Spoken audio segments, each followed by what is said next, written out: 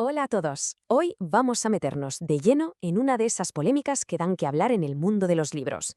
Vamos a destripar qué pasó con Mentía, el thriller súper esperado de Juan Gómez Jurado, y por qué a sus fans más acérrimos no les gustó, pero nada de nada.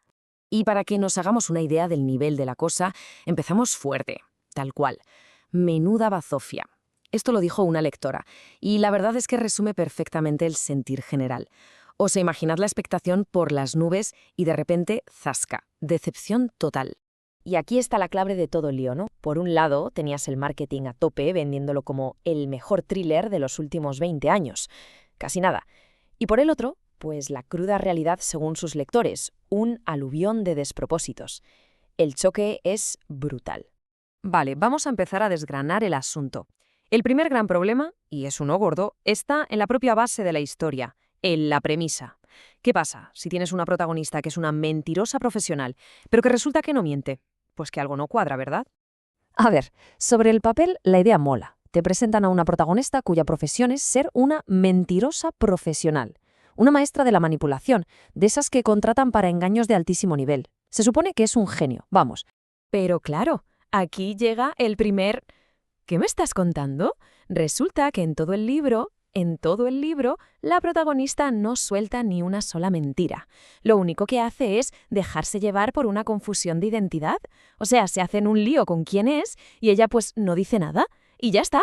¿Esa es la gran maestra del engaño? Pues vaya chasco. Y por si fuera poco para rematar la faena, los lectores se pusieron a hacer cuentas. Y esto es buenísimo. Calcularon que el sueldo que gana es ridículo, equivalente a trabajar en un Burger King. Así que la pregunta es obvia. ¿Quién se convierte en una supermanipuladora internacional por ese dinero? ¿La credibilidad de la premisa? Pues por los suelos.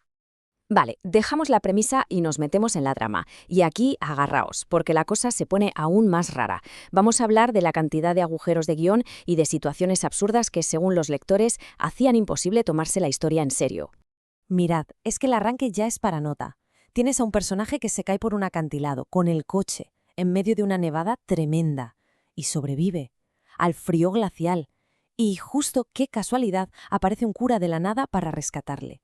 Y la antagonista que le persigue, pues decide que ya no le apetece buscar. Así sin más. Los lectores decían que todo se sentía súper forzado, como si las cosas pasaran por arte de magia solo para que la historia pudiera seguir.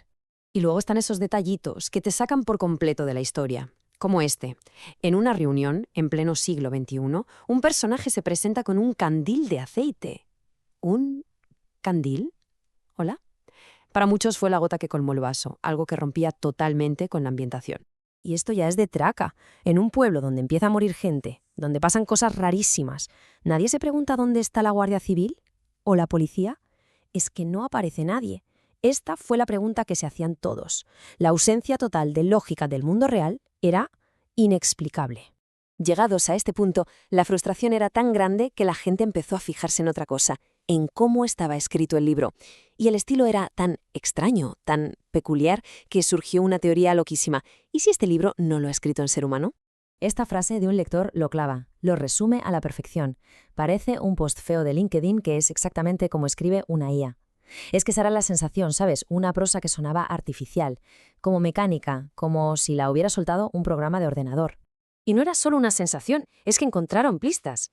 La narrativa daba vueltas sobre lo mismo una y otra vez. Había un abuso de frases súper dramáticas pero que no decían nada. Rompía la cuarta pared para hablarle al lector de forma muy rara. Y hasta el formato del texto era extraño, con palabras sueltas puestas en una sola línea. Todo muy sospechoso, muy de IA. Bueno, y con todo este panorama, los lectores necesitaban una explicación. Y la que se curraron es, sinceramente, la parte más fascinante de toda esta historia. Es la gran teoría de la conspiración. La teoría, la más increíble, pero también la que más les cuadraba, es esta. El libro en sí mismo es la mentira. Que el autor, deliberadamente, había escrito un libro malísimo como una especie de broma o experimento social a gran escala. El plan maestro, según ellos, sería algo así. Paso 1. Publicas un libro lleno de fallos a propósito. 2. Dejas que todo el mundo, fans y críticos, lo pongan por las nubes solo porque es tuyo. 3. Esperas unos 6 meses. Y 4. ¡Boom! Revelas la broma y publicas el libro bueno de verdad y gratis. Para ellos era la única explicación posible que salvaba la reputación del autor, la única forma de que todo tuviera sentido. Pero bueno, teorías aparte, vamos al veredicto final de este grupo de lectores. Porque al final del día, y sin importar si era una broma o no, para ellos el resultado fue un fracaso narrativo en toda regla. La conclusión a la que llegaron fue bastante clara y unánime. El libro para ellos fallaba en absolutamente todo. La premisa no se sostenía, la trama estaba llena de agujeros, los personajes eran planos y el estilo de escritura, pues ya hemos visto lo que pensaban, un suspenso en todos los niveles. Así que, ¿con qué nos quedamos después de todo este lío? Esa es la gran pregunta que sigue en el aire. ¿Estamos ante una especie de genialidad incomprendida, un experimento que no se ha entendido, o es simple y llanamente un mal libro? Ahí lo dejo, para que cada cual piense en esa fina línea que a veces separa el arte de, bueno, de todo lo contrario.